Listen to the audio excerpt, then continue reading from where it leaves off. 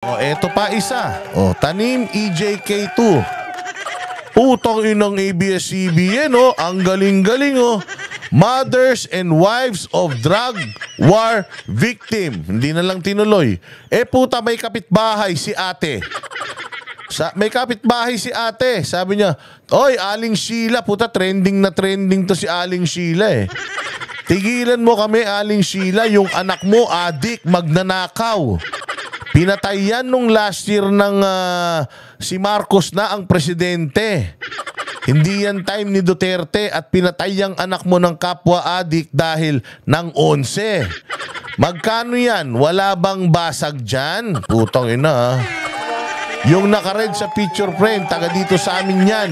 Wag ako. Puta, may tinagpa siyang pangalan. Ayan Putang ina niyan, imaginein mo, ang caption ng ABS-CBN na kupal, kaya wala na kayong prangkisa, putang ina nyo Kaya dapat talaga hindi na bumalik ang prangkisa yung mga buwaka ng ina nyo.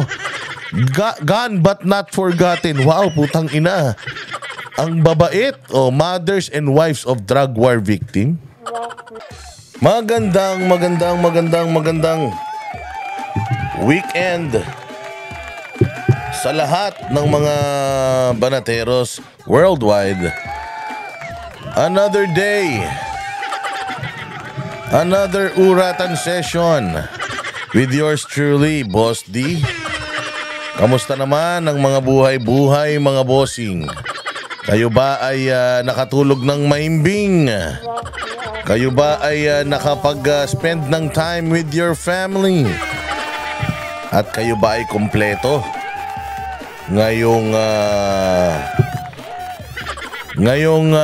mga panahon na ito, ay grabe mga bossing ang mga pangyayari nitong mga nagdaang araw. At syempre, magpapasalamat po muna ako sa lahat ng mga banateros na nagtatangkilik, tumatangkilik sa ating mga uploads. Masterpiece ba yan? Maraming salamat. Salamat po sa mga bagong subscribers natin at salamat na marami din sa ating mga lumang subscribers. Doon sa mga nagla-like, nag-share, importante yan. Pero pinaka-importante sa lahat, may mga nanonood po sa atin na hindi pa po subscribed sa channel natin. So, konting lambing lang. Labas muna tayo sa ating pinapanood bago tayo mag-comment. Magano muna tayo, mag-subscribe at hit the notification bell para lagi kayong notified sa mga uploads natin. At ito na naman, magpapasalamat na naman tayo doon sa mga walang sawang nagbibigay ng kanilang blessings sa ating mga videos, yung mga nagsusuper thanks. Thank you very much. Sobrang thank you sa mga, sa inyong pa-thank you na yan dyan sa ibaba ng ating screen. Ayan, para yan sa inyo mga bossing, yung ating pagpapasalamat na yan ng malaking pagpapasalamat sa inyong lahat. Yung mga nagsusuper thanks, importante yan gawa ng yan ang ating yan ang ating mga ginagamit to further improve our videos. And yung mga discuss ng ating mga paksa. Ayan, yan din ang ating ginagamit to improve and to upgrade our setup para syempre deserve nyo yung magandang audio, deserve nyo yung magandang video. Siyempre, deserve nyo yung poging-poging si Boss D. At magpapasakit na naman tayo ng mga damdamin ng lahat ng mga bangag, adik, mga kawatan, magnanakaw, snatcher, mambubudol, sinungaling, mga talipandas, mga demonyo, Santanas, Judas, Barabas, Hestas. Ito na naman po ang kanilang sasakit na naman ang kanilang mga puso. And in the process, kung itong mga punyetang ito atakihin habang pinanonood itong ating video. Aba, that's good riddance. Apakaganda niyan. Makakabuti yan para sa ating bayang Pilipinas. Mabawasan ng mga sindikato sa gobyerno, mga magnanakaw at mga kawatan. Aba, ay napakaganda niyan. Dapat yung mga magnanakaw sa pamahalaan, tsaka yung mga lasing na lasing sa kapangyarihan, dapat yan bangungutin eh. Tapos yung pag binangungot sila, yung matagal muna sila sa paligid. Yung makikita nila yung yaman nila. Hindi nila madala sa kabilang buhay. Yung multo na sila tapos nasasaktan pa sila. O yan ang pinakamaganda sa lahat.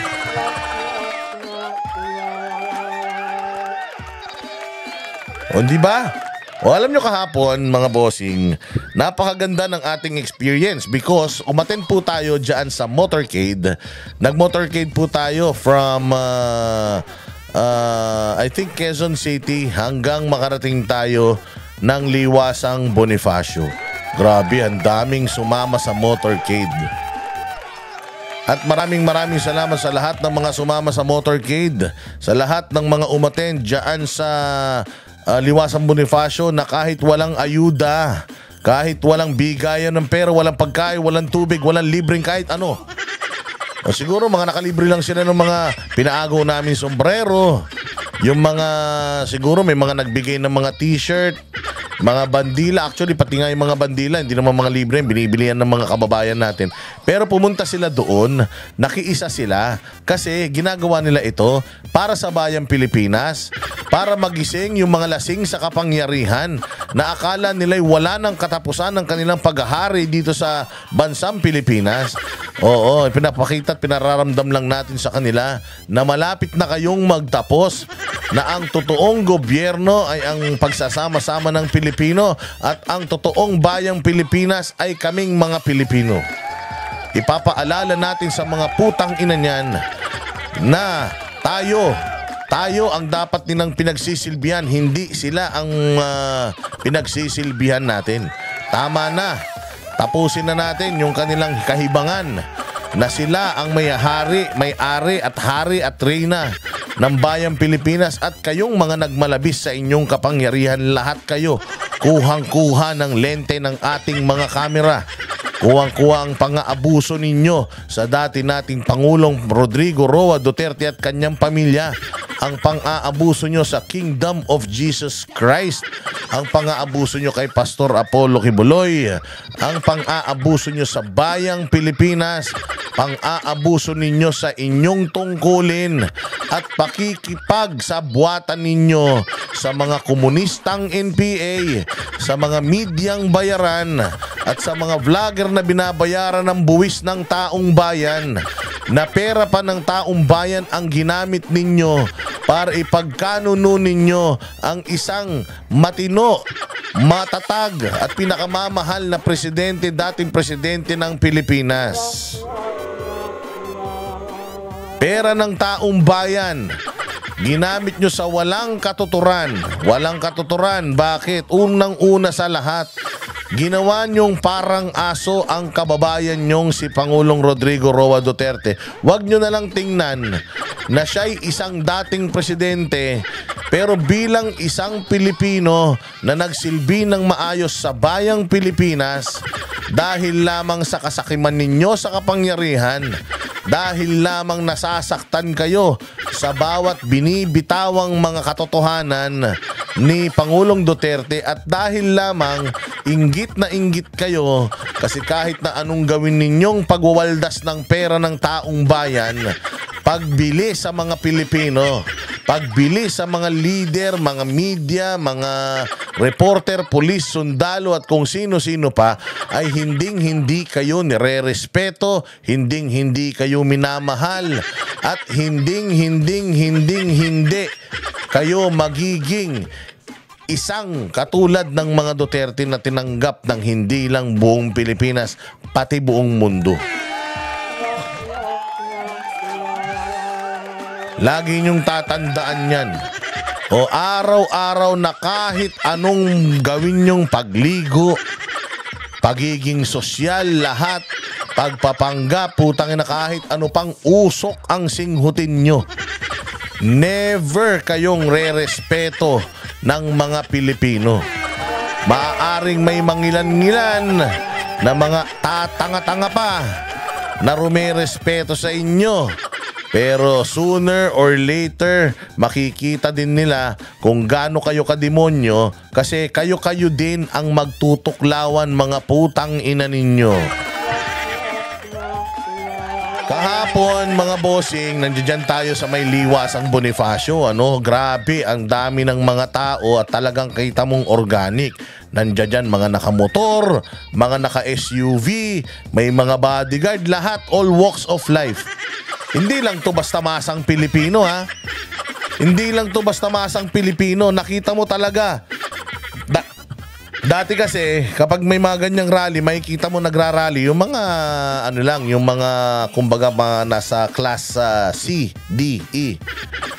Oo, pero dito, sa nakita ko kahapon, all walks of life. Merong mga sosyal, may mga malbata pa, estudyante, matatanda, bata, may kaya, hikahos sa buhay, talagang lahat sila nakiisa pumunta dyan sa Liwasang Bonifacio. Yung iba, mga taga malalayong lugar pa, gumastos sa sarili nila para lang mapasinayaan at makapagbuklod-buklod tayong lahat at magsama-samang sumigaw. Ang ganda pa ng format ng show kasi yung early ng mga show, ang pinagsasalita yung mga taong dumalo. Mga kapatid nating Muslim, mga kapatid natin na Kristiyano, mga ibang relihiyon, mga taga-ibang lugar, Luzon, Visayas, Mindanao, ay nagpunta rito para maghatid ng kanilang pagkadismaya at meron silang mensahe kay Bongbong. Ang mensahe nila kay Bongbong, putang ina mo. Yun ang mensahe nila kay Bongbong. Tayo nga na-meet natin yung ating mga subscribers dyan. Na-appreciate ko naman na kahit pala pa bonjing ako dito, na-appreciate nyo rin naman pala yung ginagawa ko. Maraming salamat at dahil sa inyong mga nakakataba ng puso na komento sa akin at personal na pagpapasalamat kay Boss Dada, mas lalo pa nating gagalingan, mas lalo pa nating aanghangan yung timpla ng ating inihandang ulam para sa inyong lahat. Mga pulis kahapon, putang ina, hiyang-hiya sila. Ang dami rin mga pulis na nagbabantay, hiyang-hiya sila. Hindi sila makalapit doon sa rally dahil alam nila, putang ina yan, yung rally na yan para rin sa kanila eh. Napakaganda ng speech ni Banat Bay doon. Sabi ni Banat Bay doon sa kanyang speech, "Hoy, kayong mga pulis, kung sa tingin ninyo tama yung ginawa ng amo ninyo na si Torre, pare-parehas kayong mga traidor sa bayang Pilipinas." Putang inang lakas. Lakas ni Banat Bay. Oo, yun ang sinabi niya. Pare-parehas kayong mga traidor sa Pilipinas, mga hayop. O talagang galit na galit. At ang daming mga nagsalita doon. Nagsalita yung mga kaibigan ni Pangulo, yung mga dating kasamahan ni Pangulo, yung mga kandidato ng tawag dito, PDP. Actually, hindi yun isang hindi yun parang boto nyo ko, plataforma ko, ganito. Hindi.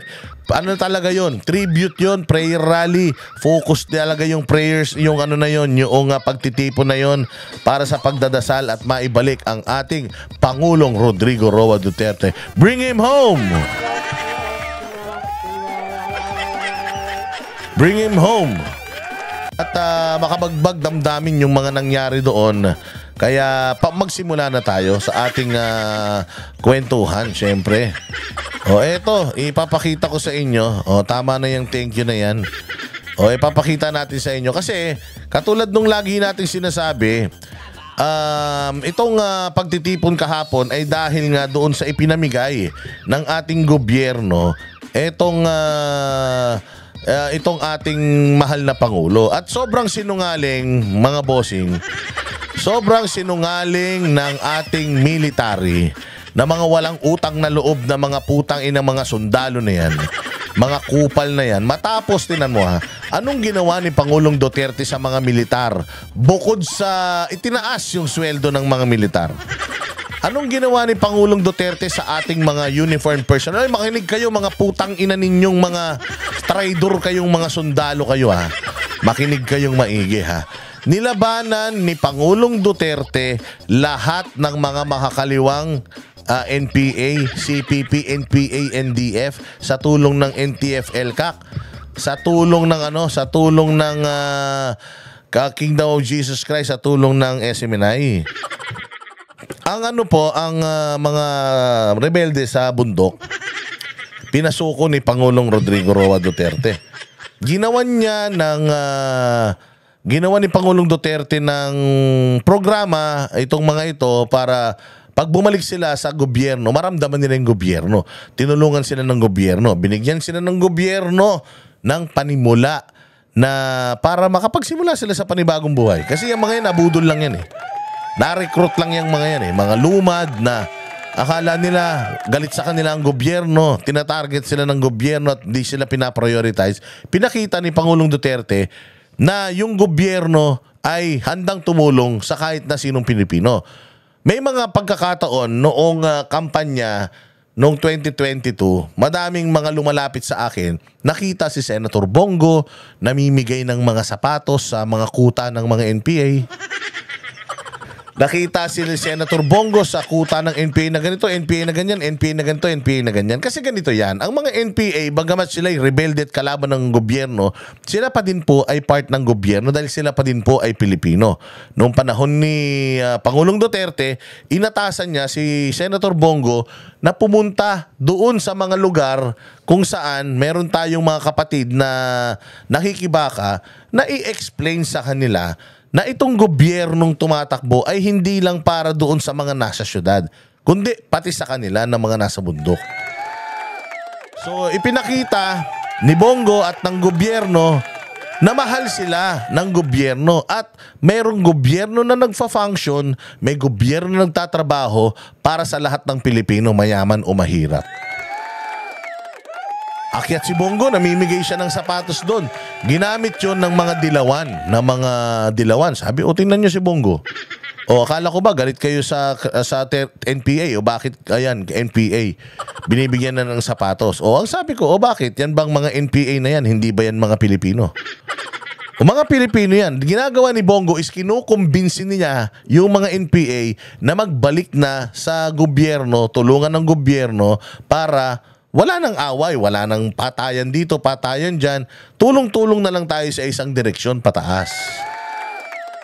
Kasi yung iba, kapag may nakita sa post sa social media, putya akala nila yun na yung totoo. Hindi po, i-challenge nyo lahat ng mga post sa social media. Kahit post ko, post nung kahit sino, i-challenge ninyo. Kasi ganito ang ginagawa ngayon style ng mga dilawan at saka na inadapt na din ng mga loyalistang komunista. Ang ginagawa nila, mayroon silang mga account na magpapanggap silang mga DDS. Maglalabas sila ng mga posts, edited photos na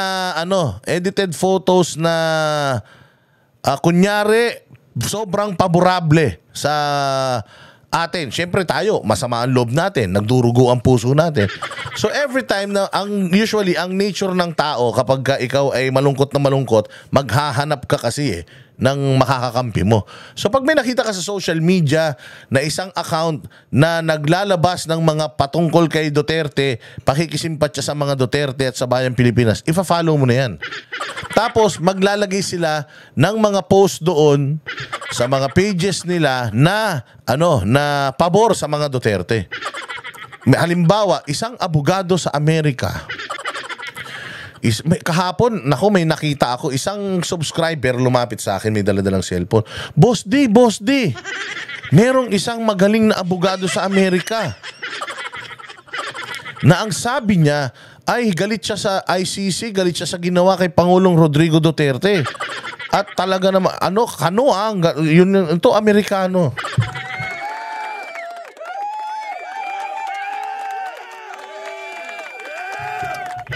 So Amerikano, ganun ba? Patingin nga kako.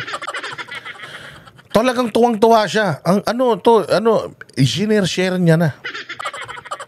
Isinare-share niya na. So, sa pagtingin kong ganun, naku po, napakamot ako ng ulo. Yung pinakita sa akin na, ay, ano pala, picture, isang abogado talaga. Isang abogado, puti. Ang ganda ng itsura niya. Naka-Amerikana pa siya. Tapos may caption, yung lahat ng sinabi niya. Ito, kinampihan tayo ng isang abogado sa Amerika. Ang galing-galing. Putang ina, nung nakita ko yung pangalan ng abogado, si Saul Goodman. Saul Goodman. Alam nyo kung sino si Saul Goodman? Si Saul Goodman po, yung tarantadong abogado sa Breaking Bad ni Bryan Cranston.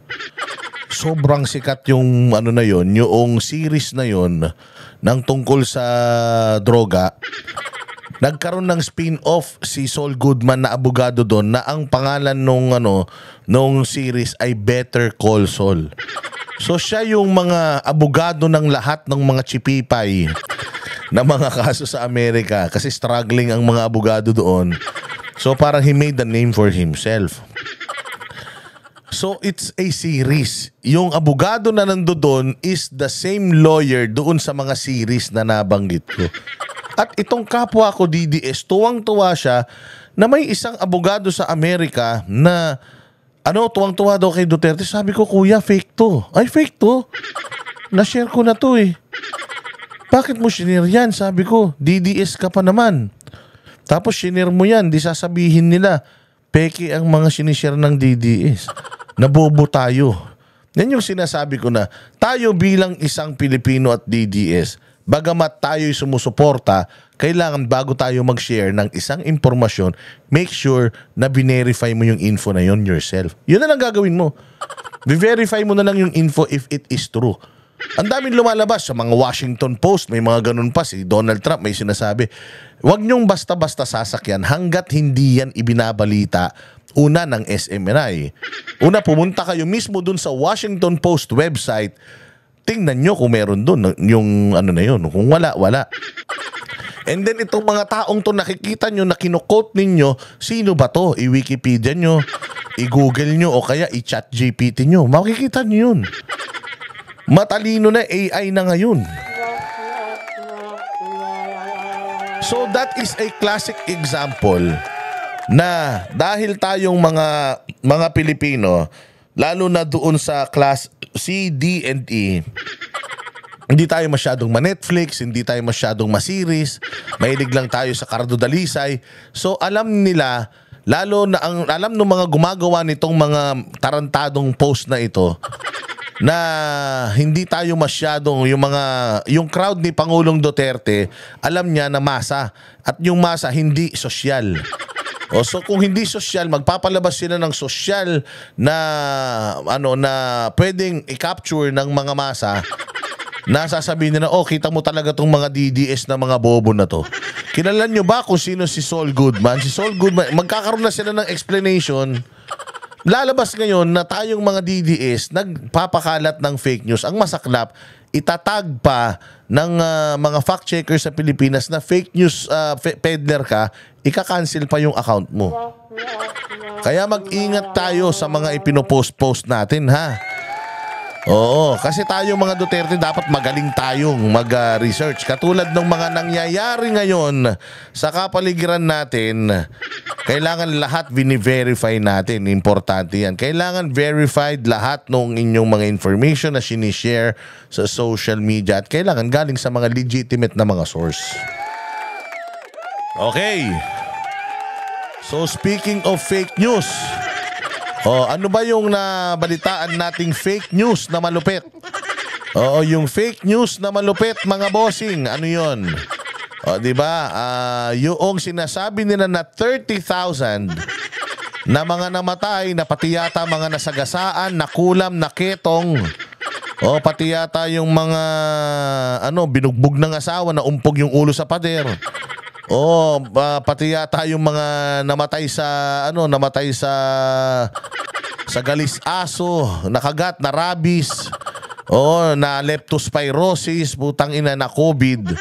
Lahat na yata inilagay doon sa war on drugs ni Pangulong Duterte. Putang ina niyan. Sabi ko nga akala ko ba naman 30,000? Si Bongbong din sa kanyang mga speech, lalong-lalo na. Sa pati si Rimulya, sinasabi niya na hindi naman kailangan pumatay ng libo-libong Pilipino para lang labanan ng drugs. Putang ina. Legitimate operations yung mga drugs na yan. Dito naman sa ICC na pinagmamalaki nitong mga dilawang tanga. Yung putang ina, pinag-uusapan pala natin sa ICC is yung kamatayan ng wala pang 50 tao. Tapos yung mga binanggit pang mga kaso na yon, lahat ng mga namatay, puros mga kawatan, kriminal, adik, magnanakaw. So, mga kalaban ng gobyerno, yung mga namatay. So, anong pinagtatalunan natin dito? Wala naman palang sanggol dun na nabalita dun. Wala namang ganito, wala namang ganito, wala namang ganyan. Period ng 2011 to 2019 lang pinagtatalunan pala. Tapos dun sa period pa ng 2019 na sinasabi nilang 30,000 supposedly namatay, putya yan, 23. So yan ang propaganda, mga bossing. Ganyan ang propaganda kasi ng mga komunista. Palalabasin nila na ang sama-sama mo, palalabasin nila para makakuha sila ng simpatsya, hindi lang dito, pati sa international media. Sabi ko nga sa inyo, the reason why they applied this or they filed this to ICC is because substantial yung kanilang or walang substance. Or walang pag-asa yung kanilang kaso dito sa Pilipinas. Why? Sa lahat ng kanilang yaw-yaw sa social media, sa mainstream media, wala silang mapatunayan kahit na isa. Paano natin nasabi? Paano natin nasabi? Diyan sa Kongreso. Diyan sa may Kongreso. Kita nyo, Quadcom. Ang daming mga pangalan na lumabas. Ang dami may mga hawak na picture na lumabas. Anak ng tinapay na yan. Yun pala, hindi naman pala sila mga kasali doon sa mga namatay nung panahon ni Pangulong Duterte. Hindi pala lahat. Dinagdagan pala. Kailangan pa nilang dagdagan para magmukhang kahindik-hindik ang pagkatao ni Pangulong Duterte. Matalino ang mga Pilipino. Organic ang mga DDS. Dibistado kayong lahat. Kung noon may tanimbala, nagkaroon ng tanim kaso sa KOJC, nagkaroon ng tanim baril kay Arnie Tebes, nagkaroon ng tanim bukol dyan sa Villamor. Ngayon may bago, tanim EJK.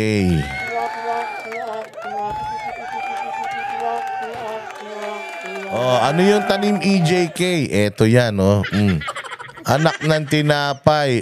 Ayan, katulad nito, ha? Nagpoprotesta itong mga buwaka ng inanto. Na lahat ng ito naman, ang nagbuklod-buklod sa kanila, yung mga komunista. Sabi niya, my God, why is Dr. Dre in the picture? He was a friend and people from Lanao del Norte knew his case. It definitely had no connection whatsoever with the war on drugs or with Duterte per se. Bakit parang nababaliw na ang mga tao sa kakapin down kay FPRRD? Nayabag na Jude and Dr. Andutan. Ano bang kinalaman ng kaso niya kay Duterte? This anti-Duterte reached the pinnacle of lying and social media manipulation. Nakakasuka.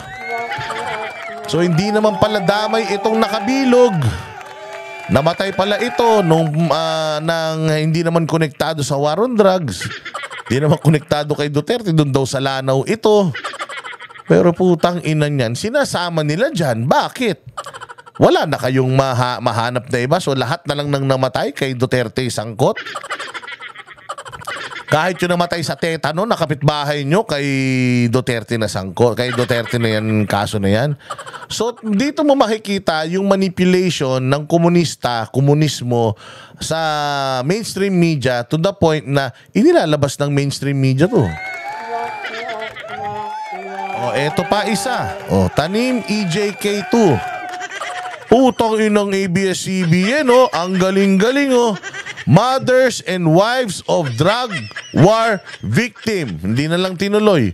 Puta, may kapitbahay si ate. May kapitbahay si ate. Sabi niya, oy, Aling Sheila. Puta, trending na trending to si Aling Sheila eh. Tigilan mo kami, Aling Sheila. Yung anak mo, adik, magnanakaw. Pinatay yan nung last year ng si Marcos na ang presidente. Hindi yan time ni Duterte at pinatay ang anak mo ng kapwa adik dahil ng 11. Magkano yan? Wala bang basag dyan? Putang ina. Yung nakared sa picture frame, taga dito sa amin yan. Wag ako. Puta, may tinag pa siyang pangalan. Ayan oh. Putang ina niyan, imaginein mo, ang caption ng ABS-CBN na kupal, kaya wala na kayong prangkisa, putang ina nyo eh. Kaya dapat talaga hindi na bumalik ang prangkisa yung mga buwaka ng ina nyo. Gone but not forgotten. Wow, putang ina.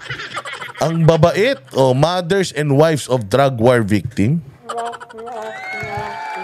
Dapat pala, kung namatay yan, pinatay yan sa drug war, dapat pala kasama si Bongbong Marcos sa ICC ngayon. Hindi ba? Kasi panahon niya nung namatay ito eh. Ba't sinasama nyo to?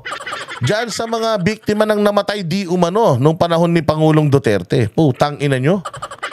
Ang kakapal ng mga mukha nyo. Ano ka ngayon, Aling Sheila? Putang ina ka. Yan yung sinasabi ko sa inyo na papaano naman yung mga namatay na mga adik, putang ina nyo. Dapat na talaga mamatay yung mga yan dahil salot sa lipunan. Ayan o, magnanakaw, adik. Tapos inonsi pa yung kaparehas niyang adik. Mamamatay talaga yan. Sabi ko sa inyo, kung ikaw nakipaglaro ka sa apoy, talagang mapapaso ka. Tingnan yung mga picture nung mga pinakikita nyo. Putang ina, puros lubog ang mga pisngi. Sabog na sabog. Wala kaming respeto sa mga namatay nang dahil ng laban sa mga pulis at dahil nagbebenta ng illegal na droga. Dapat lang talaga mga matay ang mga hinayupak na yan, lalo na kung nanlaban. Pero kung tangina niyan, tingnan ninyo ilan yung namatay. Si 50. Ilan yung sumuko. Ilan yung nahuli. 30,000, hindi nyo naman pala kayang patunayan yung 30,000. Puros kayo 30,000 and 30,000. Katulad nga na sinasabi ko, ang hilig nilang palakihin, pasabugin yung numero para magmukha ka ng karumal-dumal. Si Pastor Apollo Kimuloy, 200 ginasa. Tangina, sa 200 ginahasa, ni isa walang nagdemanda sa kanya. Diyan sa kaso niya ngayon na kinakaharap, yung nakakulong siya, alam nyo ba, isa lang ang complainant niya? Ang dami-daming naggagagano sa Senado, wala ni isa doon nang may sampa ng kaso. Kay Pangulong Duterte, ang daming gumaganon-ganon. Puta, yung pala, P50 plus yung 43, yung nasa ICC, kaya pala hindi ma-file sa Pilipinas, pagtatawanan sila ng korte dito. Dahil wala naman pala talaga silang mga ebidensya. Anong ebidensya nila doon? Putang ina, si Matubato. Paano patutunayan ni Matubato yon? Wala siyang hawak na ebidensya, kahit ano, sasabihin lang niya na, hindi, promise. Nagsasabi ko ng totoo. Pwede ba yun? It's not what you can say in the court, it's what you can prove. Yung pagsumpa mo na ganun, anong preba nun? I mean, what does it add sa kaso? Lalo na, bago-bago ng statement yung putang Matubato na yan. Dami raw nilang pinatay, siya daw ang hitman, ganito, ganyan. Nung tinanong siya, so, nakapatay ka na? Hindi pa po. Gago din eh. Ito, Tanim EJK. Ito pa isa. Ganun din. Puta, doon pa sa Hague. Doon pa sa Dahig nag-rally itong mga putang ina nito. Ito palang na to. Ito Becky. Ito pala sa probinsya nila ay Poging Becky at dahil daw sa inggit, pinatay ito. At hindi daw ito biktima ng war on drugs dahil di naman daw nagdodroga to. Yan ang istorya daw nitong nitong may nagpatotoo, nakakilala din nito. Sabi, ba't nandiyan dyan yung batang yan? Bakit nandiyan dyan siya? Hindi naman yan siya namatay dahil sa war on drugs. Namatay yan, isang krimen yan na away bading yan. Tingnan nyo kung paano nila pinasasama yung pangalan ng mga Duterte. Sinong fake news ngayon? Hindi ba? Sa NBI. Sa kay Barbers. O sino ngayon ng fake news peddler? Mantakin nyo dating Pangulo natin fake news na mga putang ina nito. Tapos hindi kayo umiimik. Tapos kami ang pupuntiryahin nyo, ano magagawa namin kung magaling lang talaga kami? At saka kung matatalino lang talaga ang DDS at sa sobrang dami ng DDS, ang daming mata na nakatingin at na madaming mga matatalinong utak na nag-i-scrutinize ng mga bagay-bagay. Hindi kayo makakapagtago. The reason why wala kayong mga ganito, the reason why wala kayong ganyan, it's because meron lang naman ang gobyerno na to ng troll army. Na pag nakita mo nagko-comment doon sa mga ano nila, doon sa mga post nila, putain nang yan, puros walang friends, 3 araw pa lang yung account, lock profile, yung picture, anime, kung di man sexing babae, na ewan ko, putain na sabi ko nga grabe tong mga ginagawa ng pamahalaan ngayon.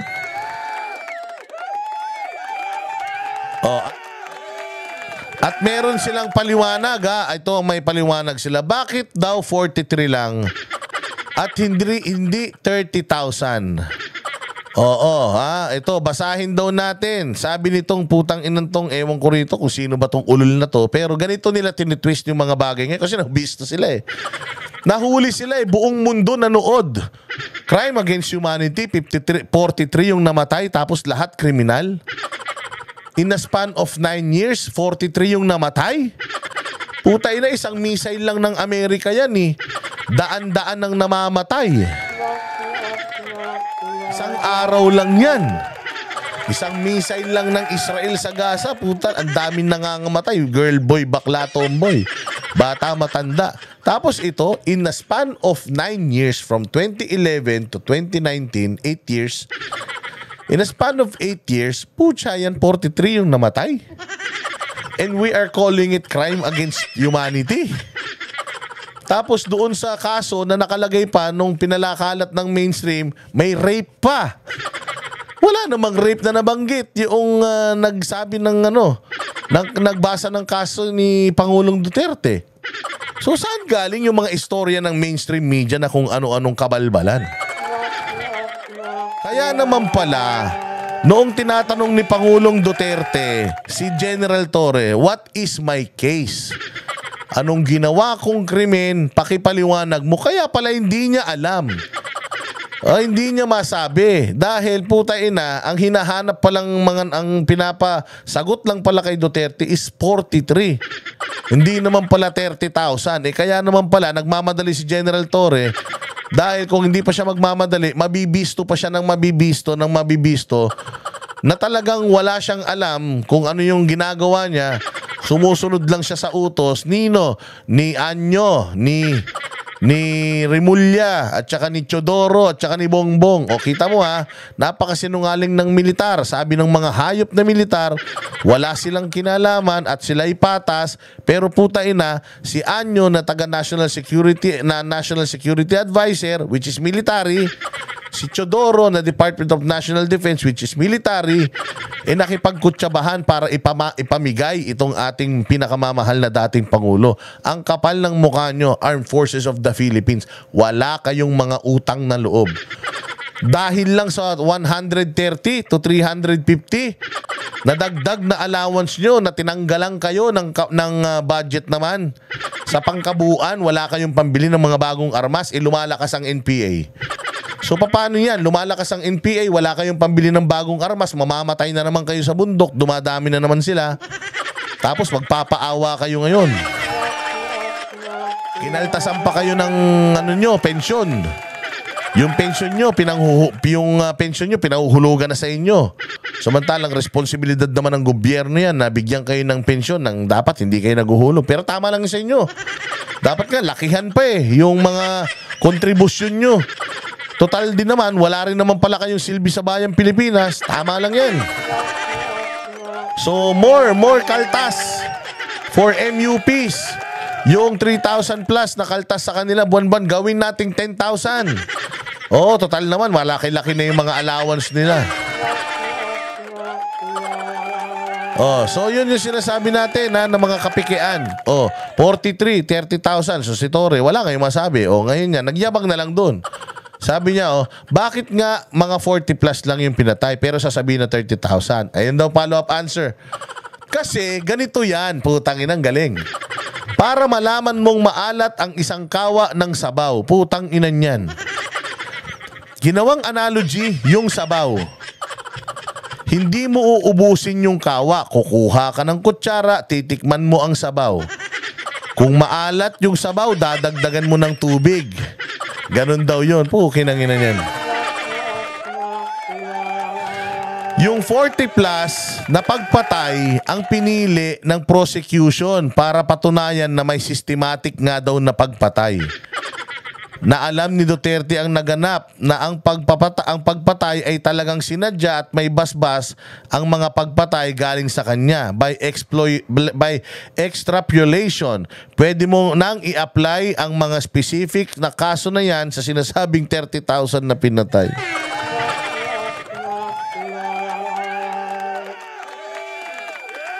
Putang ina, no? Ganun ang paliwanag nila, no?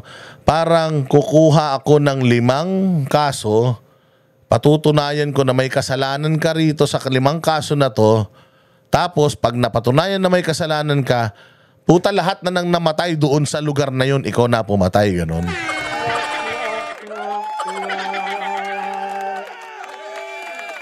Tapos crime against humanity. Gago. Per buhay ang pinag-uusapan dito. Hindi po pwedeng, putang ina niyan. Hindi po pwedeng dito sa lugar na to ha. Dito sa lugar na to, merong nalason. Sa lugar na to, alam mo, may maraming mga nalason sa lugar na to. Tapos yung mga nalason yun, siguro mga 200. Yung 50 ang kinain yung pansit. Yung 50 ang kinain yung paksiw. Yung isang 50 ang kinain yung pakbet. Yung isang 50 ang kinain yung sinangag. Napatunayan na putya ang meron lang palang lason yung paksiw. So ngayon dahil nalason yung 50 dun sa paksiw, yung ibang hindi naman kumain ng paksiw pero namatay din sa lason, bintang na natin dun sa nagluto ng paksiw.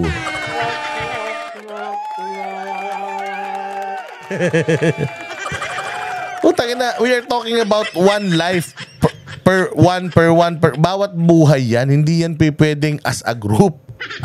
Hindi pwedeng as a group yan, sir. Kailangan po yan, bawat buhay, bawat isa, kaso yan. Kung 40 yung namatay, 40 counts of murder.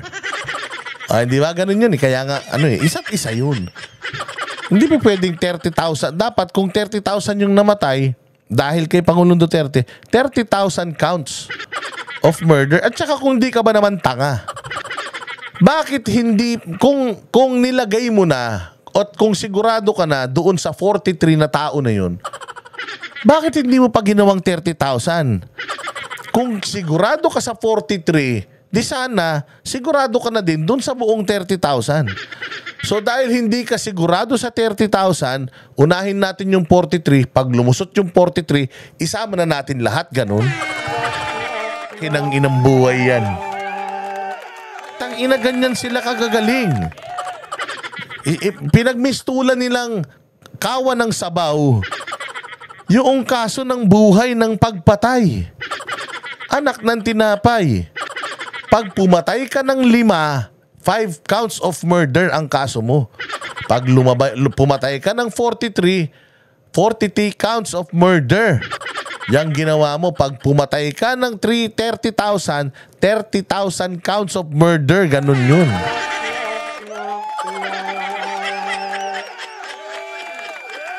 So dahil daw ito muna, titikim ka lang muna dito. Pag maalat, putya ibig sabihin, maalat na lahat yun.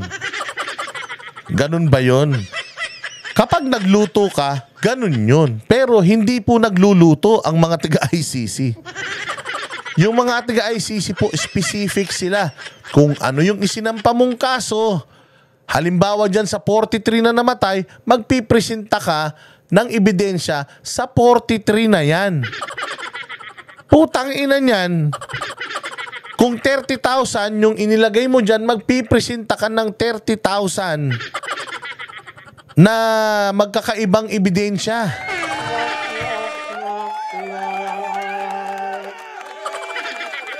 Hindi naman nagluluto ng bulalo yung mga taga-ICC. O kaya ng tinola. Putang ina. So dahil peke yung kanilang mga datos, peke yung kanilang mga ipinipresentang mga mga ayan, yung pinipresenta nilang mga tao sa kanilang sa kanilang mga katarantaduhang mga kaso, o ayan ang ginagawa nila. O ito, meron silang damage control.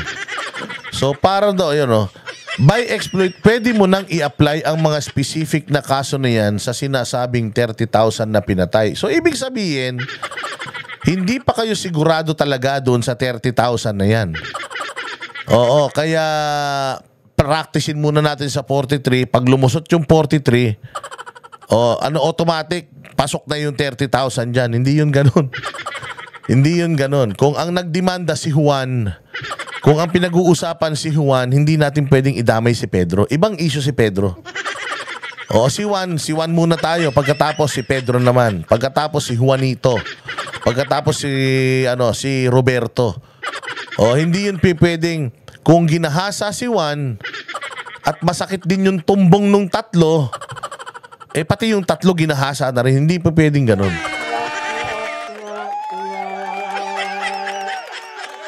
So ganyan ang ginagawa nila mga bossing sa ating mahal na presidente. Sinisira nila yung reputasyon gamit ang mainstream media. Tapos yung mga peking eksperto nila katulad nila Haydarian na putang ina yan, tinawag na ang mga parang kaya niya tinawag na taga-Sub-Saharan ang mga taga Mindanao kasi ganito. Parang sinasabi niya na the reason why sobrang sikat ni Pangulong Duterte sa Visayas at Mindanao. Kasi nga, yung mga tao doon, konti na lang, unggoy na. Yung mga taga Mindanao at Visayas, mga taga South, para silang, kaya matindi ang kanilang pag-idol sa isang tao, kasi nga, para silang mga Aprikano na ilang hakbang na lang, mga unggoy na. So, mahirap ang buhay nila, mga patay gutom sila, kaya mabilis sila mag-idolize, mabilis sila ng tao, mag-idolize at magmahal ng tao, ganun.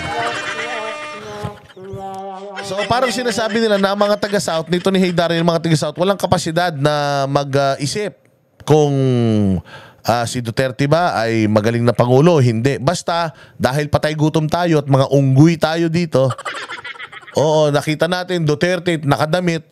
Yan ang natin, Diyos. Panginoon.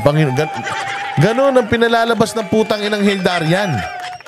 Na sila daw, Southern Europe, putang ina, Southern Europe. Gumaganyang ka pa, mahilig ka naman sa burat. Tang ina nyo. Ngayon, panoorin natin kung papaano at ano ang ginawa nila sa pinakamamahal nating Pangulo. Simula nung tayo ay nasa Hong Kong hanggang sa siya ay abusuhin dito. Tingnan po ninyo yung timeline. And then, pakinggan po natin after yung makabagbagdamdaming panalangin ng kanyang asawa na kasamang inabuso dito. Na putang inang niya, pinukpok daw ng cellphone yung pulis, ang laki ng bukol. Tayo na, wala pa akong nakitang pinukpok ng cellphone na ganun kalaki bukol. Dati rin, binato ko ng nanay ko ng cellphone. Tangina, wasak na yung cellphone, yung bungo ko, hindi pa rin. O ito, pakinggan natin itong nangyari kay Pangulong Duterte at sama-sama nating sariwain ang mga kaganapan nitong mga nakaraang araw. Ano man ang kasalanan ko, na ginawa ko man ang lahat sa panahon ko para may kunting katahimikan at mapayapa ang buhay ng Pilipino.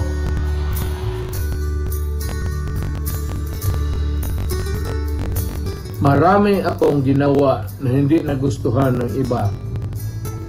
O maybe lahat. But I did it for my country.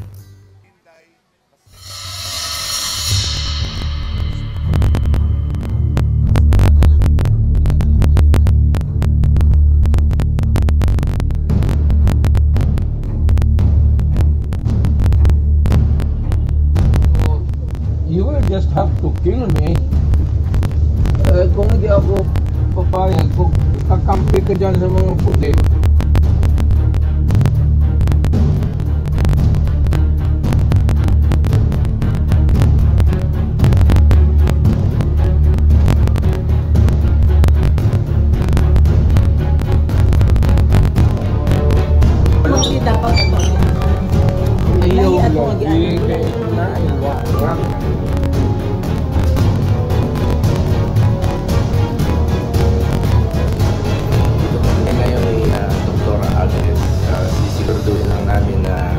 maayos po ang kalusugan ng dating Pangulong Duterte. Actually, schedule po siya bukas ng medical check-up niya. May gagawin procedure.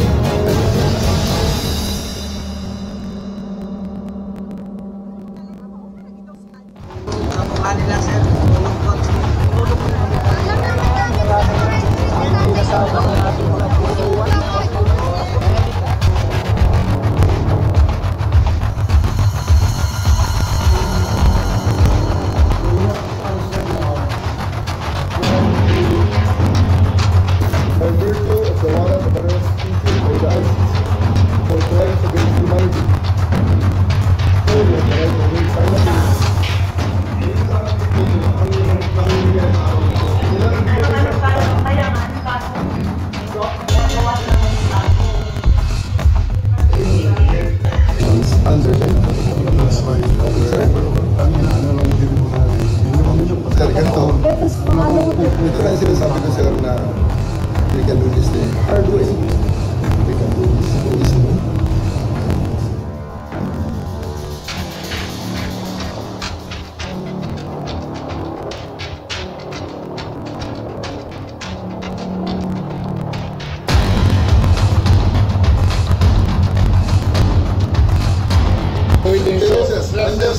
I'm waiting for my daughter and son. Just invoke Article 59. Bakit hindi yan magawa-gawa? Attorney, you will That's precisely the point that I'm saying. That's precisely Please lang, bawal hawakan. Bawal hawakan.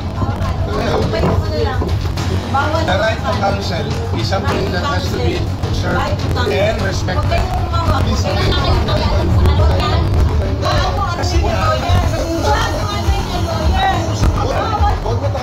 Huwag mo hawakan ng lawyer. Huwag mo hawakan. Huwag mo hawakan.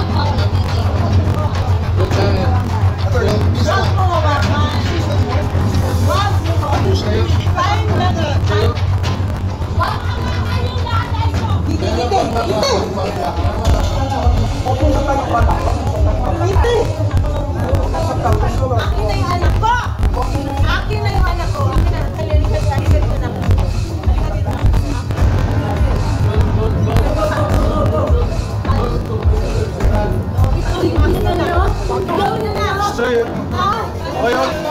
Luwag ng konti.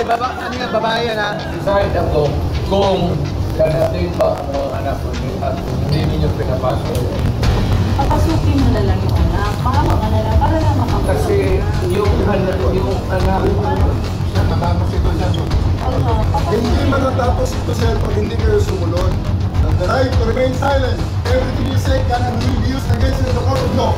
You have the right for an attorney. If you can afford an attorney, by the time they will report to you. Do you understand this right? You are under arrest for obstruction of justice, even 29 sir. Let's go. Okay.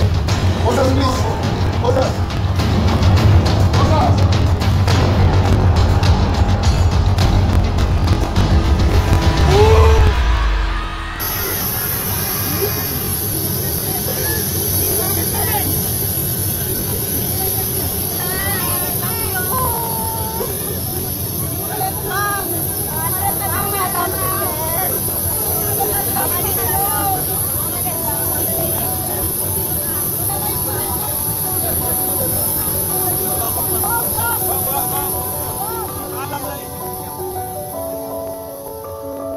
Wala tayong magawa eh kung susunod sila sa yung Philippine National Police, kung susunod sila sa illegal na mga orders, wala tayong magagawa. Eh, yun yung desisyon ng Philippine National Police. mag-implement sila ng legal orders. This is the saddest day in Philippine history. Kayo na po na Pilipino dapat ang husga. Nakakalungkot. At this age, 80 years old, dinala pa ang bayan. Pray for his safety and health.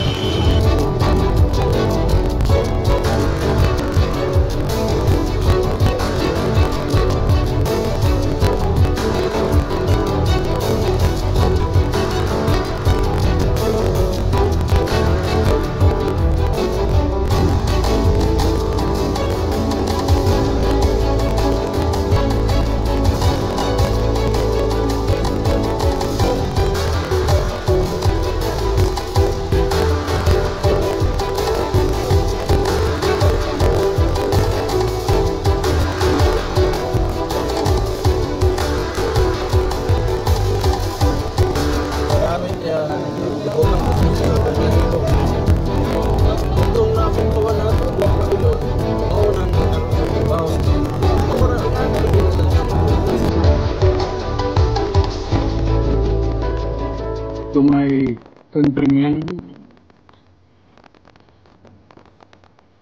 just to give you the current situation, I am about to land sa plane. Galing ako Dubai sa Phuket sa long flight. Phobia ako. Unang tuloy. And I think this is something to do with the law and order law. At sinasabi ko naman sa mga pulis, military na trabaho kayo at po ang managot. So ito na for all of the whatever happened in the past, ako na yung front sa ating law enforcement pagkakalitan. Sinabi ko, I will protect you and I will ako ang managot sa lahat. It will be a long legal proceedings. I say to you, we continue for the country and to be home. Cannot now. Take it.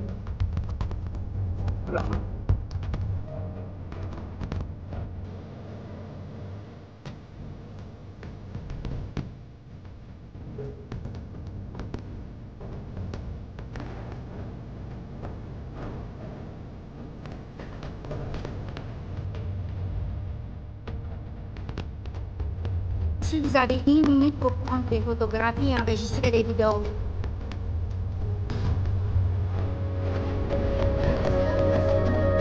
I am Rodrigo Roa Duterte. That's my first middle name is Roa. Surname is Duterte.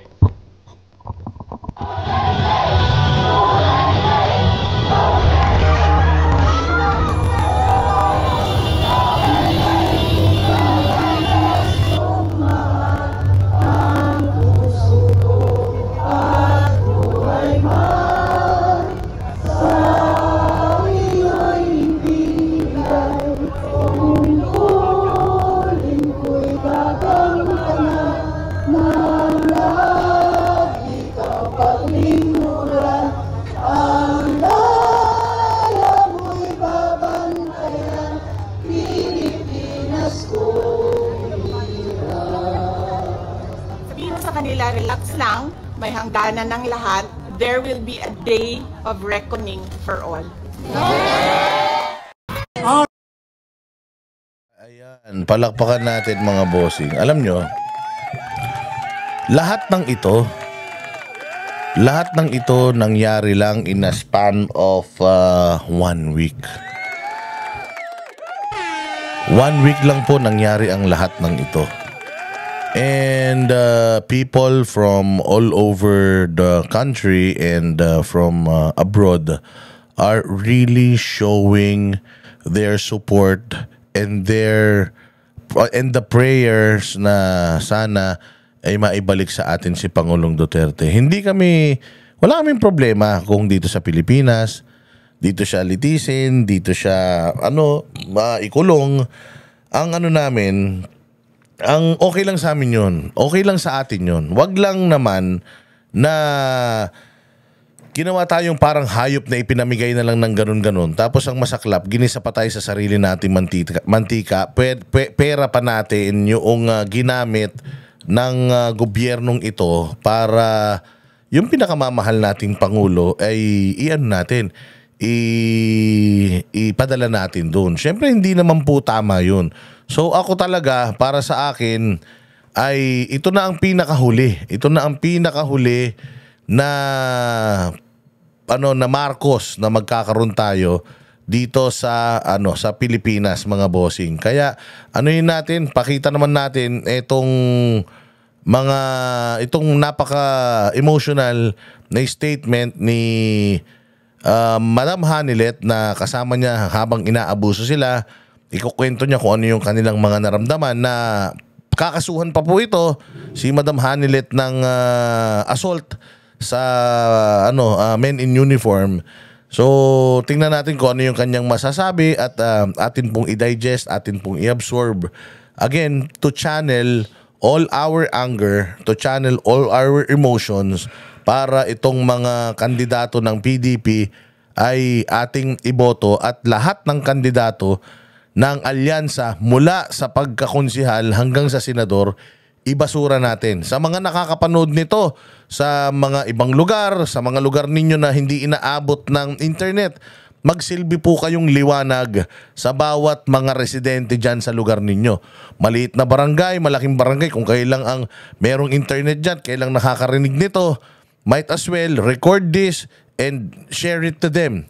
Or tell them the story of the Philippines right now and the possibility ng mas malala pa sa mga susunod na panahon kung hindi tayo magsasama-sama, magbubuklod-buklod para gisingin itong pamahalaan na ito mula sa kanyang pang-aabuso sa kapangyarihan. Ito yung mensahe ni Madam Hanilet sa mga Pilipino na nagmamahal kay Pangulong Duterte.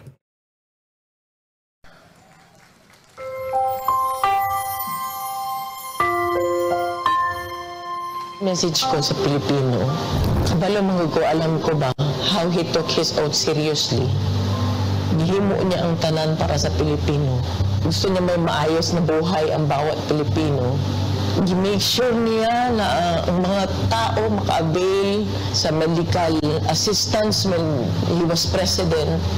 Gi-make sure niya na before mulanding ang bagyo, naana siya dito, mag-una na siya dito. Katong sa Marawi, gi-make sure niya mawala ang kagubot.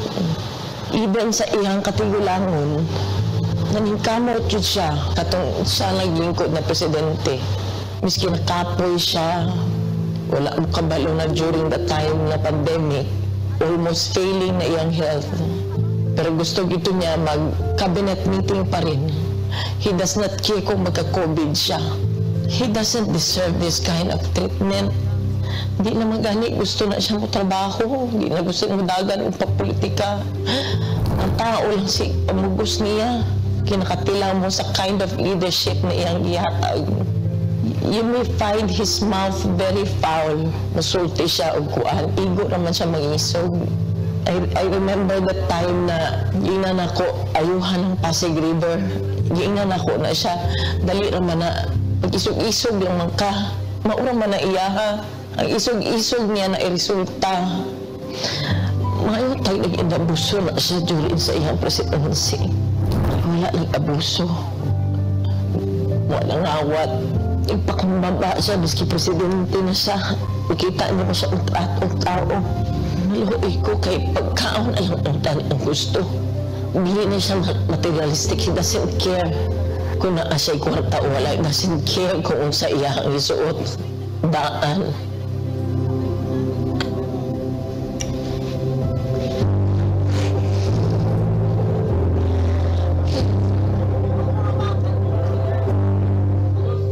O kapalo sa akong pagtabang. Kasi kalukuin lang pa. Kalukuin lang. Abuso. Grabe. Abuso. Simple lang ay yung gusto. Proud pa yun ninyo.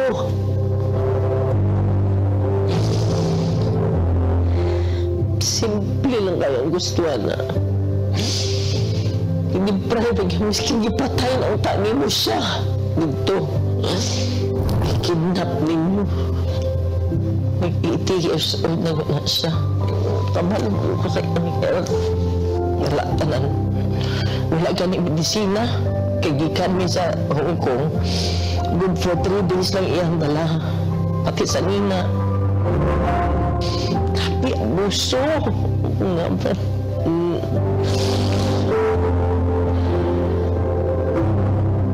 Grabe. Wala man na siya ni-trigger o pursing. Maski isa. Wala man na siya gi-pursing.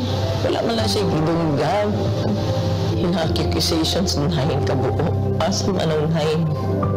Wala maganon niya magkiti. Siguro ng hain na gina-accuse siya. Ang gani, grabe gani. Gulong na nilang gibulhot na niya sa Pilipinas na iyang natawan. Iala pa niya buhat diri sa mga hindi ko katulog, hindi ko makatuyo sa among sariling balay. Balo ka ba? First night na ako gikan sa katong tag-abot na mo ang kuan. Wala lang ko nakauwi sa among balay.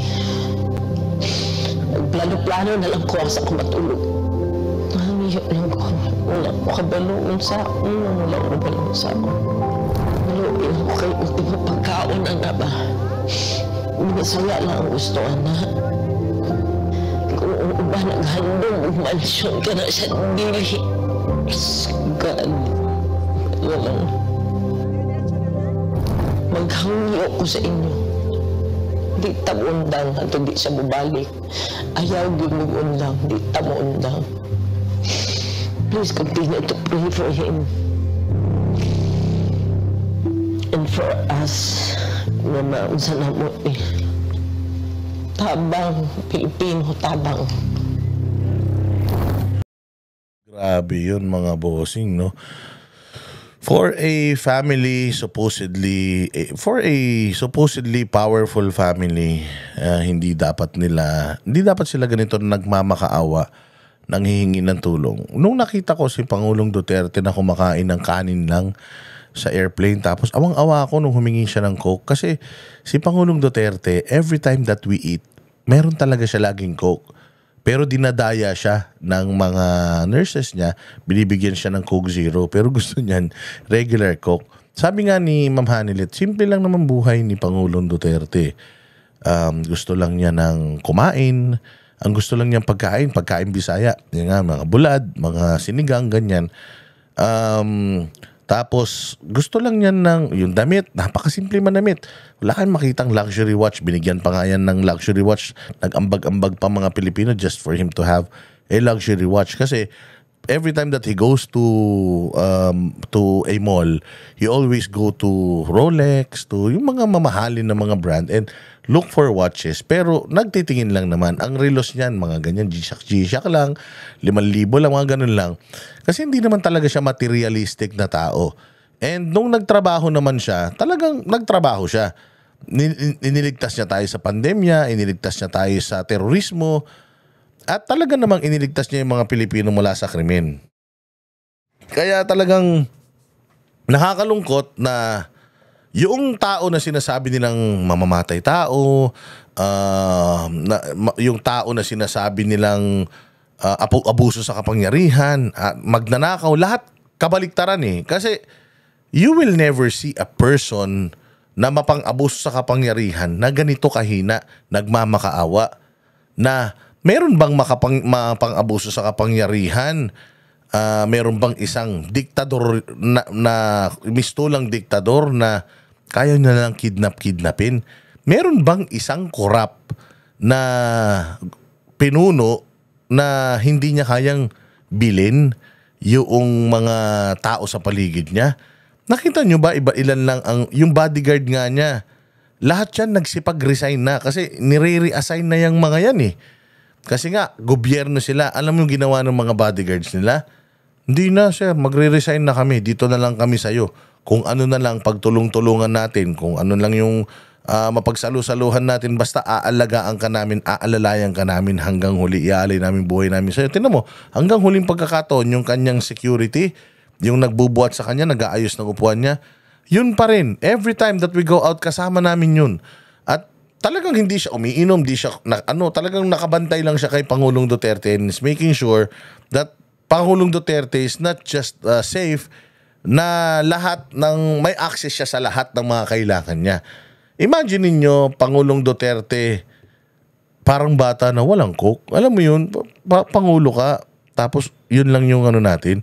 I mean, even the airplane is not prepared doon sa mga ipapakain kay Pangulong Duterte. Mano ba naman soft drinks? Wala man lang kayo doon sa aeroplano.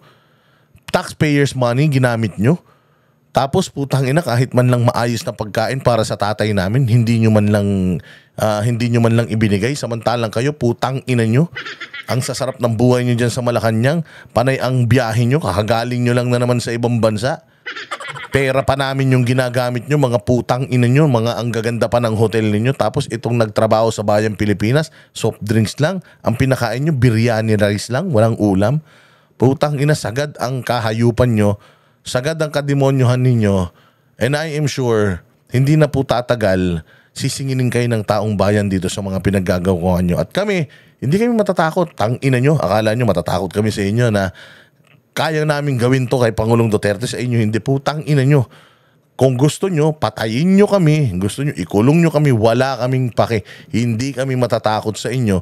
We are not Filipinos for nothing. Si Pangulong Duterte nga hanggang sa huling patak ng dugo niya iaalay niya pa sa Pilipino Ito lang yung kaya natin gawin para sa kanya, para sa bayang Pilipinas. Kaya wag tayong matakot sa mga yan. Habang panahon, nasa kapangyarihan yan. Mas matatanda na sa atin yung mga yan. Kahit ilang taon tayong makulong, paglabas natin, putang ina, mahaba pa yung buhay natin. Sila, konti na lang yung buhay nila at lahat ng mga perang nanakaw nila, in their lifetime, hindi nila yan kayang dalin sa kabilang buhay. Kaya, weather lang yan. Malay mo naman, huling, huling birthday nyo na yan. Malay nyo naman, huling hapunan nyo na yan, huling hinga nyo na yan, huling tulog nyo na yan. O kung wala tayong hustisya dito sa balat ng lupa, ay sigurado sa langit meron tayong hustisya. At sigurado tayo na kung umiiyak tayong lahat dito sa lupa, umiiyak din silang lahat sa langit. At konti na lang, mamimit na nila si Satanas. Maraming salamat mga bossing sa inyong suporta. Mabuhay kayo, God bless you. Medyo napahaba na naman ang ating vlog. At sana ay huwag kayong magsawa. Please like, share, and comment. Importante po yung comment dahil binabasa po natin yan at binabasa po yan ng kinauukulan. Mabuhay kayo at hanggang sa muli nating upload.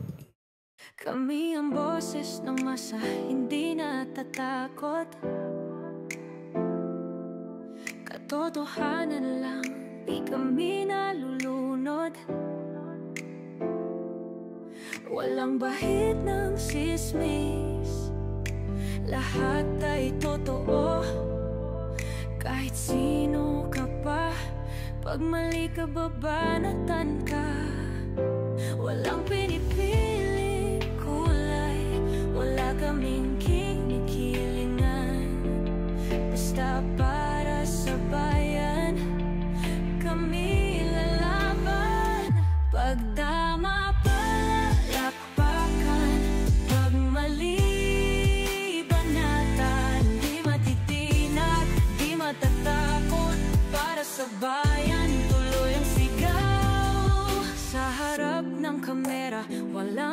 merong takot. Mga baluktot, lahat kayo'y tutumba. Ang hustisya at